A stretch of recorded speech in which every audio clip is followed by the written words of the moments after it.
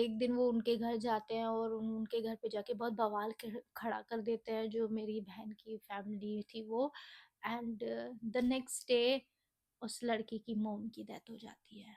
Are you guys ready? Another day, another family, another dark secret. ऐसा लग रहा है कि मेरी सीरीज चल रही है डार्क सीक्रेट रिवील करने की, वो भी स्पेशली किसी की फैमिली के dark secrets. And as we all know, बहुत मुश्किल होता है अपने परिवार के काले चिट्ठों को किसी और के सामने रखना। पर ये जो पर्टिकुलर काले चिट्ठे हैं ये मेरे सामने आ रहे हैं, तो इससे पहले ये जितनी भी मेरे पास स्टोरीज आती है इनका कोई कंफर्मेशन नहीं है कि ये 100% ट्रुथ है।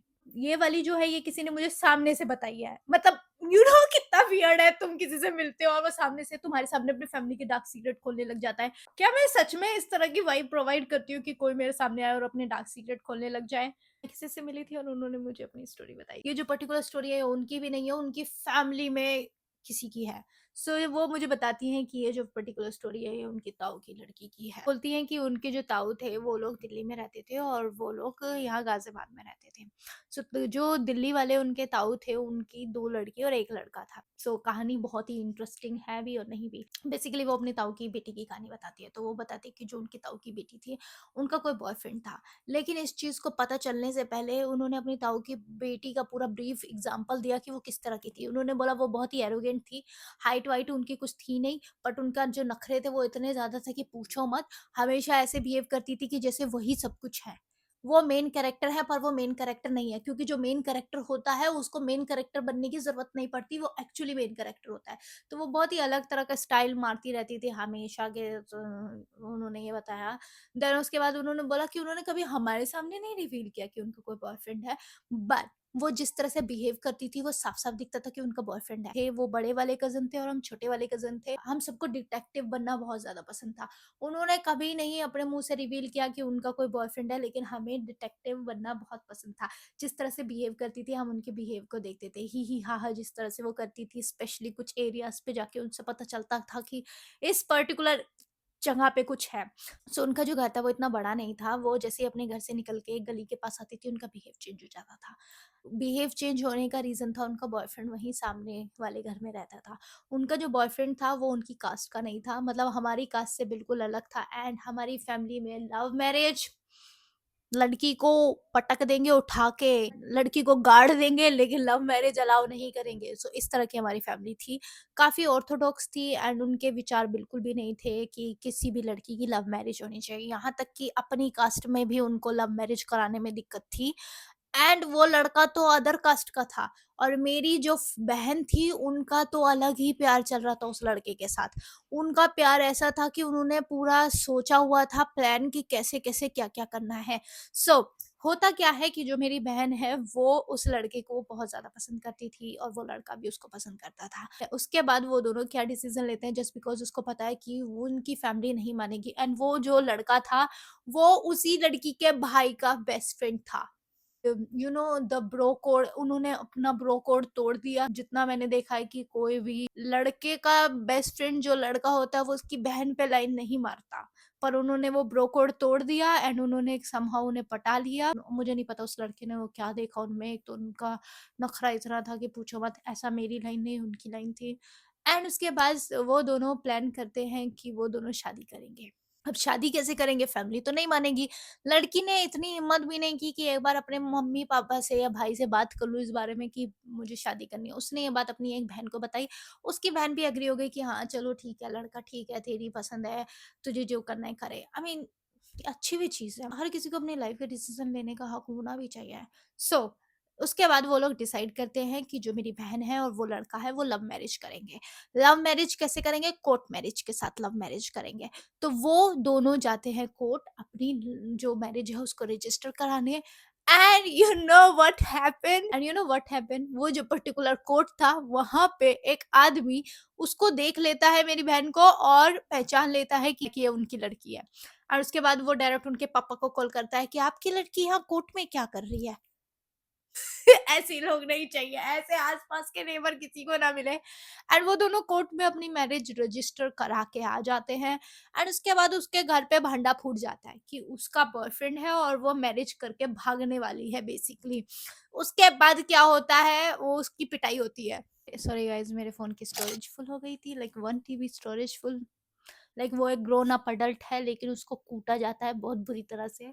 एंड उसके बाद क्या होता है, उसके बाद उस लड़की को डिपोर्ट कर देते हैं अपने घर से किसी और के घर में। मतलब वो जहाँ रहती थी दिल्ली में, वहां से उसको भेज देते हैं कहीं और, ताकि वो जो लड़का है वो बवाल ना क्रिएट कर दे, वो इससे कांटेक्ट करने की कोशिश ना करे। ग्रोन अप अडल्ट है, कुछ भी हो सकता है, केस हो सकता है उसकी फैमिली पे, लड़की की फैमिली पे वो केस कर सकती है। बट ये सब ना हो इस वजह से उसको उठा के भेज देते हैं कहीं और। उसके बाद क्या होता है, लड़की के जो पेरेंट्स हैं वो लड़के के घर जाते हैं पता नहीं क्या बकवास करने के लिए। वहां पे जाके वो बहुत कुछ बोलते हैं, बहुत सारा ड्रामा होता है। और उसके बाद क्या होता है, उसकी जो बड़ी बहन है जिसको चीजें पता थी उसको भी बुलाया जाता है कि तुझे पता था, तूने हमें क्यों नहीं बताया, तूने ये सब कुछ क्यों अलाउ किया, तुम्हें हमारी इज्जत की कुछ परवाह नहीं है, तुमने ये सब कुछ क्या कर दिया, सबको बर्बाद कर दिया एंड फलाना एंड ढिकाना and blah blah all the shit. तो अब कौन फंस गया, लड़की जिसको पहुंचा दिया है, डिपोर्ट कर दिया है। एंड उसके बाद उसकी बड़ी बहन उससे बात करना बंद कर दिया है। उनके अकॉर्डिंग उसने ये सब कुछ क्यों होने दिया, हमें क्यों नहीं बताया। एंड लड़का, लड़के को तो पता ही नहीं है और बेसिकली वो लड़की कहाँ है, लड़का कैसे ही कांटेक्ट करे उन। अब मुझे नहीं पता कोर्ट मैरिज का क्या सीन होता है। आई मीन एक दिन में शादी हो जाती है, क्या होता है, कैसे रजिस्टर करना पड़ता है, मुझे कोई नॉलेज नहीं है। बट उनकी शादी नहीं हो पाती, उनकी शादी तो नहीं होती, या हो गई थी या वट एवर इट इज, जो भी है आई डोंट नो। फिर हमें बोला जाता है कि इसकी ना तबीयत ठीक नहीं है इसलिए इसको यहाँ भेजा गया है। बट एक्चुअल में वो अपने बॉयफ्रेंड के साथ शादी ना कर ले और घर छोड़ के ना भाग जाए, इसलिए उसको यहाँ भेजा गया होता है। उसके बाद भी उसका एटीट्यूड वैसे ही रहता है। वो जो दीदी होती है उनका एटीट्यूड तो वही कि क्या बोल रहे हो, मतलब तुम मेरे सामने ऐसे कैसे, मतलब उनका एटीट्यूड चेंज नहीं होता। इतना सब कुछ होने के बाद भी, इतना कुटने के बाद भी उनका एटीट्यूड वैसे का वैसे ही रहता है। इस पूरे खानदान को सब कुछ पता होता है, सिर्फ मेरे घर को कुछ नहीं पता होता। लाइक मेरी मम्मी और हमें कुछ नहीं पता होता, बाकी सबको सब कुछ पता होता है, हमारे पापा को भी। एंड मेरी मम्मी से भी ये बात छिपाई जाती है। उनको ऐसा लगता है कि मेरी मम्मी को अगर चीजें पता चली तो वो सबको बता देंगे कि इनकी लड़की भागने वाली थी। एक टाइम के बाद मेरे ताई जी मम्मी को बोल देती हैं कि ये किसी, इसका दिमाग खराब हो गया है, इसके ऊपर किसी ने जादू टोना कर दिया है, ये फालतू की बातें कर रही है, किसी लड़के के साथ भागने वाली थी। तब उनके अकॉर्डिंग ये था, उस लड़के ने बहला फुसला के, वो एक छोटी सी बच्ची है 7-8 साल की, और उन्हें टॉफी का लालच देके और उनके साथ शादी करने वाला था। उनका कुछ ऐसा बिहेव था। उसके बाद मेरी मम्मी तो बस सुनती रहती है एंड फिर हमें पता चलता है। हमने कहा हमें तो पता ही था, हमें तो पहले ही पता था, हमें तो पहले पता था इनका बॉयफ्रेंड और कुछ होने वाला है। हम अलग ही चोड़ में कर रहे होते हैं चीजें। एक दिन वो उनके घर जाते हैं और उनके घर पे जाके बहुत बवाल खड़ा कर देते हैं, जो मेरी बहन की फैमिली थी वो। एंड द नेक्स्ट डे उस लड़की की मोम की डेथ हो जाती है। और इधर जो मेरी बहन थी जो सो कोल्ड प्यार में थी, उसको कुछ फर्क ही नहीं पड़ रहा। वो तो मजे ले रही है, इधर से उधर होप कर रही है, एक रिश्तेदार से दूसरे रिश्तेदार के घर मजे से बैठी हुई है। उसने एक बार भी, मतलब होता है ना कि यार इतना सब कुछ होता जा रहा है, मुझे कुछ तो करना चाहिए। मतलब अगर लड़की किसी को प्यार करती है तो शी कैन डू समथिंग ना। वो तो ऐसे बिहेव कर रही है कि हाँ ठीक है, जो होना तो हो गया, मम्मी पापा को पता चल गया, अब मम्मी पापा के ऊपर है, मम्मी पापा जो डिसीजन लेंगे मैं चुपचाप से मान लूंगी। कहने को वो उसके साथ भागने को तैयार थी, लेकिन जब लड़के के साथ ये सब कुछ हुआ उसकी फैमिली की तरफ से, लड़की की फैमिली की तरफ से, उसने कुछ करने का सोचा नहीं। उसने कुछ कुछ नहीं, उसको कुछ मतलब नहीं है। उसके बाद क्या होता है, मेरे ताऊ ताई भी वहां से शिफ्ट हो जाते हैं, उस पर्टिकुलर जगह से जहाँ पे वो पहले रहते थे उन्हें शिफ्ट होना पड़ता है, क्योंकि अब ऑफ कोर्स वो लोग केस कर सकते हैं। उनकी वजह से ही उनके घर में किसी की जान चली गई, इस कलेश की वजह से उनके घर में किसी की जान चली गई। तो वो भी अपना घर जहाँ पे वो इतने सालों से रह रहे थे, उनको वो घर छोड़ना पड़ता है। या वो लड़का उन्हीं के ही नेबर का है, उसके बाद उस घर में कोई नहीं रहता। लाइक उन्हें वो घर छोड़ना पड़ा इसलिए कि उनकी लड़की किसी लड़के को पसंद करती थी और वो नहीं चाहते थे उसकी शादी उस लड़के से हो। तो उन्होंने इतना सब ड्रामा क्रिएट कर दिया कि उस लड़के की मम्मी की डेथ हो गई।